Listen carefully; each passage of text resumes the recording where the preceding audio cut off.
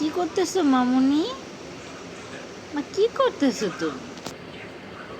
সারাদিন কাজ কাম করে মাত্র ড্রেস চেঞ্জ করে আসছি, ওর সঙ্গে ঘুমাবো। ও ঘুমাইছিল, এরই মধ্যে ও শিশি করে দিছে।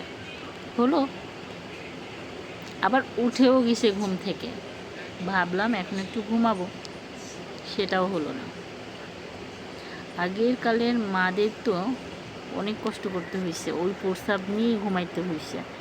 আর এখন তো ডাইপার আছে, আমরা কত প্রস্রাবের ভেতরে বেশি একটা থাকা লাগে না, হয়তো মাঝে মধ্যে করে দেয় কোলে বসে। বাট আগের মারা তো সবসময়ের জন্য হঠাৎ করেই, মানে আমি ডাইপার পরাই, তারপরেও কেন জানি না মনে হয় হঠাৎ হঠাৎ করে নাজিফা শিশি করে দেয়।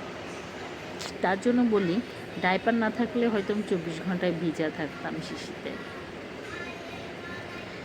তো আসলে সমস্ত কাজকাম করে এসে ভেবেছিলাম আজকে তাড়াতাড়ি ঘুমাবো।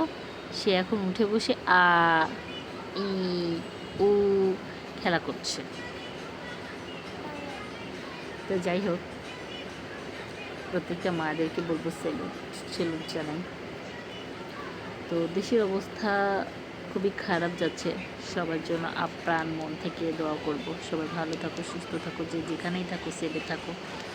তো ভালো থাকো, আল্লাহ হাফিজ।